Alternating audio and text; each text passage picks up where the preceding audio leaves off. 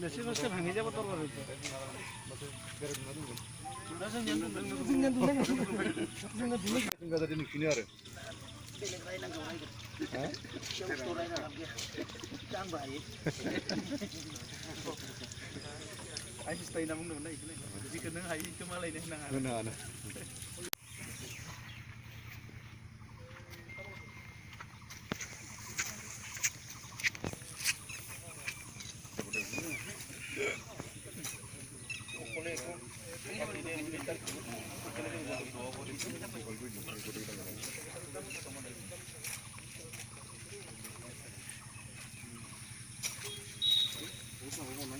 সদাটো ক'ত আছে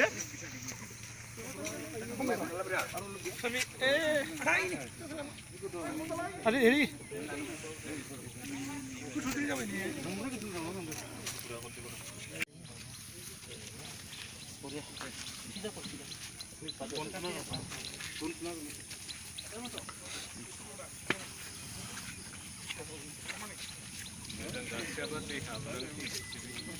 भाई किती ते मुंबई जागा नाही जागा एक के अंडरस्टँड करसा देखा देने का हो ये सबसे ভালো हो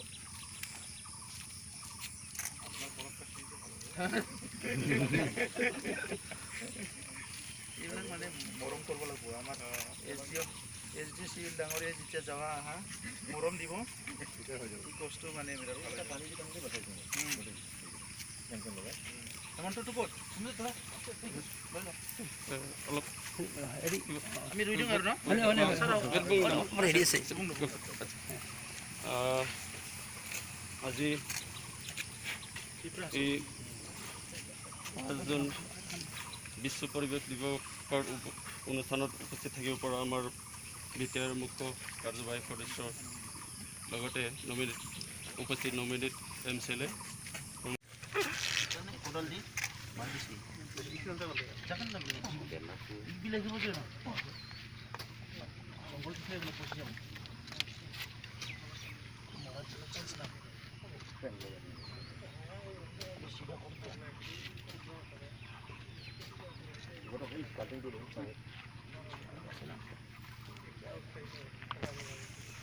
আজি আমার 422 কিলোমিটার স্যার রায়মনা যেটো রিজার্ভ ফরেস্ট আছে এটো ন্যাশনাল পার্ক ডিক্লেয়ার দিব নতুন এটা ন্যাশনাল পার্ক আহিব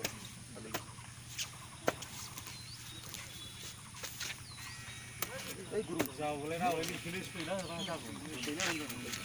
এই তো দেখানে না দেখ যি প্ৰাকৃতিক পৰিৱেশ যি বিনষ্ট হৈছে আমি আজি বিশ্ব পৰিৱেশ দিৱসৰ সকলোকে আমি উইশ কৰিছোঁ বৰ্তমান যেটো হৈছে যে প্ৰাকৃতিক বিভিন্ন দুৰ্যোগ আহিছে বা যিখিনি ডেমেজ হৈছে এটো ৰিগেইন কৰাৰ কাৰণে আমি কিছুমান কাম হাতত ল'ব লাগিব আৰু বডলেণ্ডত আমি বিশেষকৈ তিনিটা শব্দ লৈ পেলাই আমি কাম কৰিবলৈ লৈছোঁ এটো হৈছে যেটো বডলেণ্ডটো আমাৰ সেফ বডলেণ্ড হ'ব লাগিব সেফ বুলি ক'লে মানুহৰ পৰা লৈ পেলাই জীৱ জন্তু প্ৰাকৃতিক সকলৰ কাৰণে সেফ হ'ব লাগিব সেকেন্ডত হৈছে গ্ৰীণ বডলেণ্ড তো গ্ৰীণ বডলেণ্ডত আমি আগৰ পৰা যিখিনি আমাৰ গ্ৰীনাৰীবিলাক আছিলে গছ গছনি আছিলে প্ৰাকৃতিক সৌন্দৰ্যবিলাক আছিলে তো সেইখিনি পুৰা ৰিগেইন কৰাৰ কাৰণেও আমি কিছুমান হাতত পলিচি এটা অডপ্ট কৰিছোঁ আৰু তৃতীয়তে স্মাৰ্ট মানে বডলেণ্ড এই স্মাৰ্ট বডলেণ্ডত আমাৰ অফিচ আদালত যিবিলাক স্কুল কলেজ আছে সবে যাতে এক্টিভলি চলে ইয়াৰ কাৰণে কিছুমান পলিচি আমি হাতত লৈছোঁ আৰু বৰ্তমানে আমি অলৰেডি আমাৰ 40টা সমষ্টিত 40টা ভিচিডিসি যেটো আছে সেইটো স্মাৰ্ট ভিচিডিসি কৰিবলৈ গৈ আছোঁ আৰু আজি ৰাইজে যেটো এক্সপেক্টেশন আশা ৰাখিছে সেই আশাটো মানে আমি পূৰণ কৰিবলৈ কিছুমান কঠোৰ পৰিশ্ৰম কৰিব লাগিব আৰু হিটো কৰিবলৈ আমি আগবাঢ়ি গৈ আছোঁ আৰু আজি মই বিশেষকৈ অসমৰ মুখ্যমন্ত্ৰী ডাঙৰীয়াক ধন্যবাদ দিব বিচাৰিছোঁ দীৰ্ঘদিনৰ পৰা আমাৰ এটা দাবী আছিল যে বডলেণ্ডত ৰায়মনা বুলি এটা ৰিজাৰ্ভ ফৰেষ্ট আছিল য'ত 400 22 মানে 422 স্কুৱেৰ কিলোমিটাৰৰ এটা ফৰেষ্ট আছিলে আৰু সেইটো আজি নেশ্যনেল পাৰ্ক হিচাপে ঘোষণা হ'ব। সেইকাৰণে মই ধন্যবাদ জনাইছোঁ। আৰু অনাগত দিনত আমাৰ প্ৰকৃতিৰ যিটো মাদাৰ আৰ্থ সেইটো বাচাবৰ কাৰণে চবেই আমি কাম কৰিব লাগিব, কাৰণ প্ৰকৃতি থাকিলেহে মানুহ থাকিব। তো সেইকাৰণে আজি যিটো বিশ্ব এনভাইৰনমেণ্ট ডে পৰিৱেশ দিৱস, ইয়াত মই সকলোৰে শুভকামনা দিছোঁ আৰু এনভাইৰনমেণ্টটো ছেভ কৰি ৰাখিবৰ কাৰণে সকলোকে আহ্বান কৰিছোঁ। স্যাৰ বিটিআৰ বনাঞ্চলসমূহ বেদখল মুক্ত কৰাৰ ক্ষেত্ৰত এইটোৰ ওপৰত আমি এতিয়া ভেৰিফিকেশ্যন কৰি আছোঁ আৰু আমি ফৰেষ্ট ডিপাৰ্টমেণ্টৰ পৰা DFO সকললৈ আমি সেইটোকে কৈছোঁ কি কোনটো মহলটো কিমান কেপাচিটিৰ। যদি মহলখনে আপোনাক 10,000 CM দিব পাৰে, তাত যদি 20,000 CM খনন কৰিছে সেইটো নহ'ব।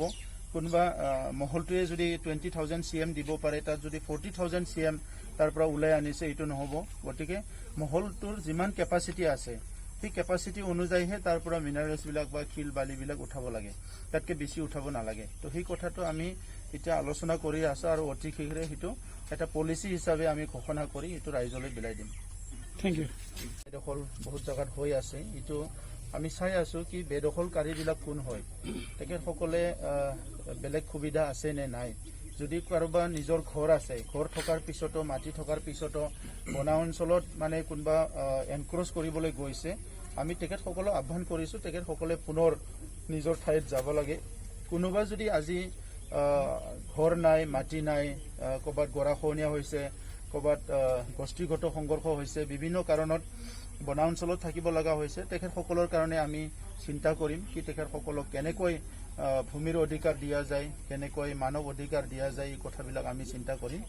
কিন্তু যিসকলে ইণ্টেনশ্যনেলি কোনো কাৰণ নোহোৱাকৈ নিজৰ লাভৰ কাৰণে ফৰেষ্টটো এনক্ৰ'চ কৰিছে বা ৱাইল্ড লাইফটো ডিষ্টাৰ্ব কৰিছে, তেখেতসকলৰ কাৰণে আইনী ব্যৱস্থা লোৱা হ'ব।